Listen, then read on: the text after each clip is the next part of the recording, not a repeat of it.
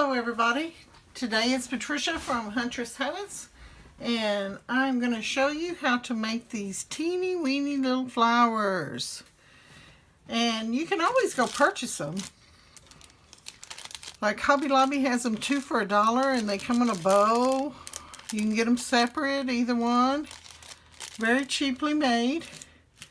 And this is also, all you have to do is cut it out with your Cricut, and you can make it any size you want. This particular design is from the Home for the Holidays, Spring and Summer, and it is number M54A4C. That's the cartridge name and the number of this design. I will include this down below so you can go straight to it, or you can find the file at patreon.com when you become a patron. You'll also find this bow that is an Anna Griffith bow along with some other designs. Okay, we're going to set this aside and get busy. We're going to do it with a larger one today and then with a smaller one. I like to curve mine first. And if you've ever watched any of the heartfelt design flowers videos, you see that they curve it on a soft pad. All I'm using is my Cuttlebug foam pad that I use for embossing. That works great. I'm also using some Sobo craft and fabric glue. This is a really good glue. It dries clear, and it also has very few impurities in it. Whereas if you bought Elmer's glue or another craft glue, you might find a lot of impurities in the glue and it doesn't last as long. This is a permanent and it will not yellow. Okay, I'm going to set that aside. I'm not using the bottle today. What I did was take some parchment paper and squirted some out on it because I'm going to be dipping it with my tool. You could use anything, a paintbrush or anything, but sometimes I like a flat surface to apply the glue instead of it squirting, so I know exactly where it goes. And this is a sculpture tool for clay. You've probably seen these with fancier designs, plastic inserts. Notice I use a cork on the end, a wine cork, for making sure that I don't poke myself during that. Because we're doing a little bit larger flower, we'll be using the embossing tools shortly, but I'm going to use the end of paintbrushes for the larger one, and then for the smaller ones, I'll be using the larger one that I have. Actually, it's probably the next to largest. My largest was borrowed by my grandson. I think I let him have it actually. And we're going to be using this knob. And these weren't bought as embossing tools, and you can find them in Amazon. It might take you a month to get them, but it's worth the wait, especially for the price. And you also get a set of paintbrushes, and I have that exact link on my website, on my Amazon page. So be sure and check that out. They're very inexpensive and they've lasted for a long time, and they're great for embossing. But they were sold as nail tips where you make the little dots on your nails. You stick that into the enamel fingernail polish and then you dot it and you get the different sizes. Okay, on with the project. We're going to start off with the paintbrush, like I said. And we're going to use the larger one right now. And we're going to stick it right in the middle. And that really doesn't look like it's big enough to make it come on up. So I'm going to press it several times until it starts moving. Okay, and we're going to do all of them like that. This trains the paper. You know, it was pressed flat. Paper's just fiber that has been filtered out and pressed.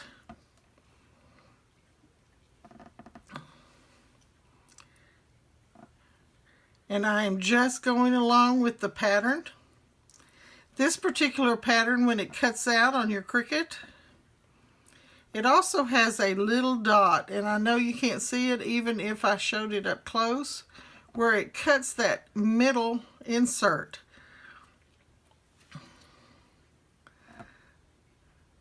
It does a little poke right there in the center. And that's where we're going to be poking our needle today. I think for the smaller one, I'm going to get a little bit better, smaller paintbrush. And while I'm poking, oh, see, I poked a hole on bigger in that one, which is totally okay. Go back to the big one for this one. Okay, it lifts it up off of the paper. When you do that, or off of the surface, you're retraining that paper. Now I'm going to go ahead and do it while I am to the smaller one. Here's one that I've already done, and I'll just do it again. Do you see how that paper immediately starts forming into another shape? You're retraining it to do something else besides lay flat.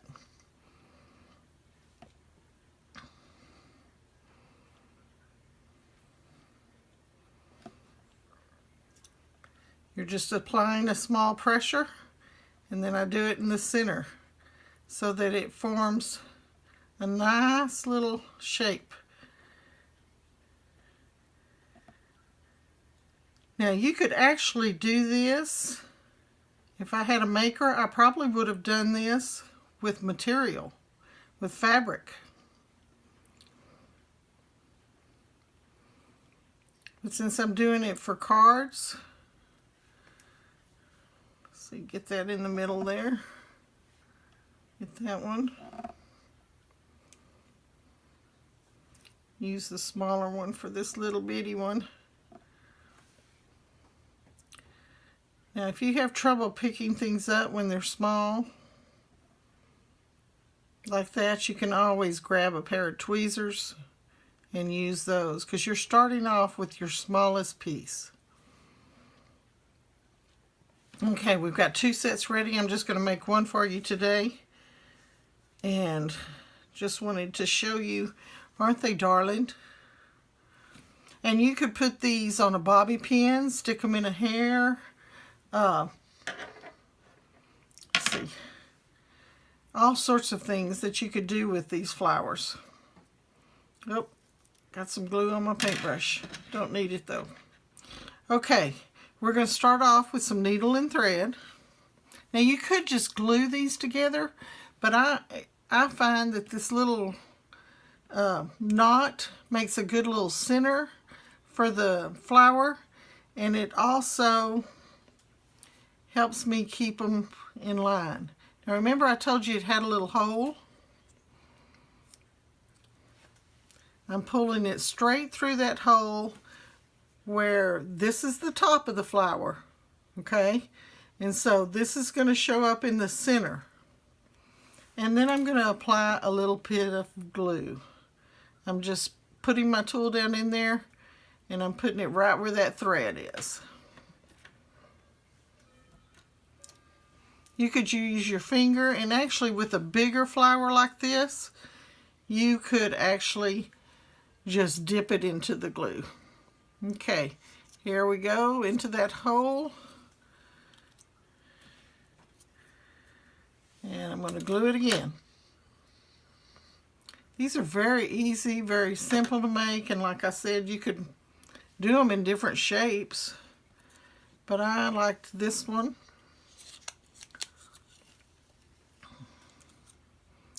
So I thought it'd be a good one to demonstrate on. We're always making larger flowers, and these little bitty ones take a little bit more time. I guess not really though.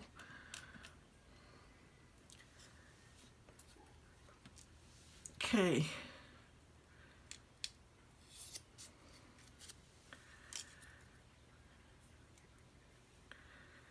And see, by reshaping the flowers, retraining them, we've got some dimension going on with our flower.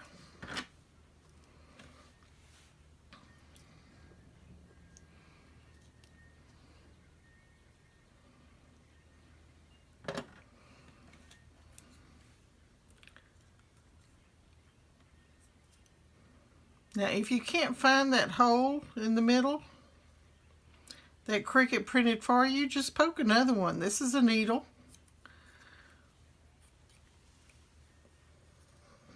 But it's there, I promise.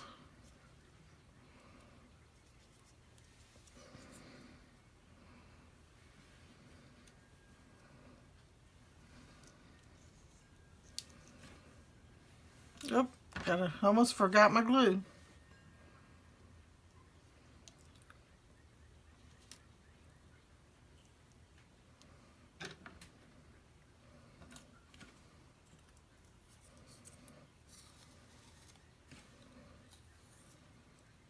Okay, there we go. Now you could tie this off if you wanted, but because I'm putting it on paper, then I'm just going to snip it with my scissors. And that glue is going to hold it all together. If you want to top it off with a little bit of glue here, let it dry, then it will hold very secure. I've had these flowers on there for several days, and they're there to stay. They're not going anywhere. Okay, now let's do the little one, just to show you that it's just as easy. Now I've got to get my knot tied in here, and I know when I have a longer thread, I'm able to do this better, but it doesn't take much space, so I'm not going to rethread just to get longer. And I know you can loop it around your finger and pull the thread through, and that's actually what I did with the first one. And you can make this as big or small as you want. I probably could have used embroidery thread with this, or doubled or tripled my thread in order to make it a little bit larger on that one. And then I'm going to snip it right at that knot.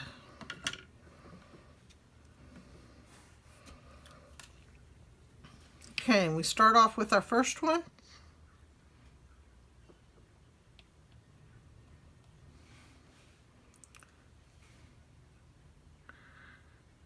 And if you're scared of sticking your finger, go ahead and stick it on this. Use that pad. It's not going to hurt it.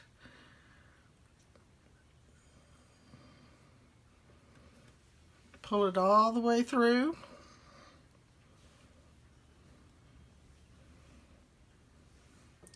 Now, let's see if we can get that glue on there.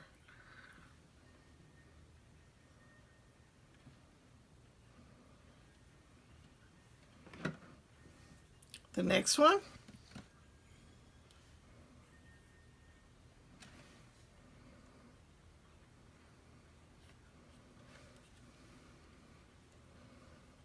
Straight on down. Now the glue. Adhesive. Oh, got a little bit on my pad. Gonna wipe it off with my finger and just get a little bit of handy wipe there. I say handy wipe, they're actually baby wipes. When you're messing with glue, it always pays to have one handy.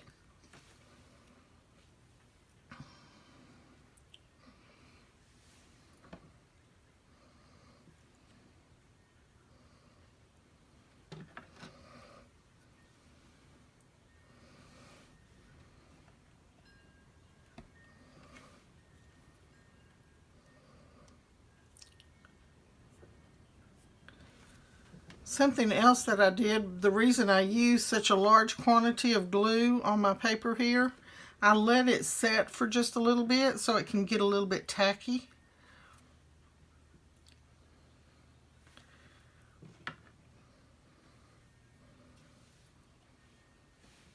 Just a hint for when you're working with something that you want it to dry very quickly and adhere.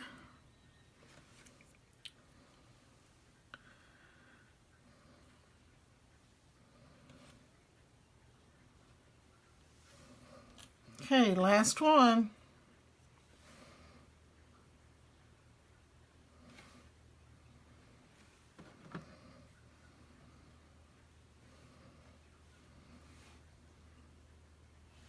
Okay, now I'm not going to be putting any more flowers on this design that I made the card. I'm creating this one for a best wishes, a congratulation card, best wishes. Okay, snip it off.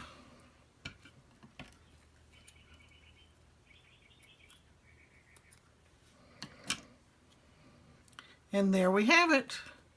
Another one to go for that card. Okay, something else I wanted to show you. I made some clear labels to put on the back of my greeting cards with my logo. And I put Handmade with Love for You by Huntress Habits. And then I'm going to be showing you how to do that in a few days. And then I made these other cards and I embellished them a little bit with gelatos. And that's not the ice cream. That's a, it's kind of like a crayon. It's something you can use water with and watercolor. So, we'll be having videos on both the label. Oh, that was the envelope. Both the label and with assembling the envelope. And, oops, one of my things came off. I'm going to have to glue it back. That's what I get for not using the Soho on those. Okay, anyway. I hope you've learned something today. I hope you make lots of little flowers and you enjoy the rest of your day. Have a great day crafting, and we will see you in the next one.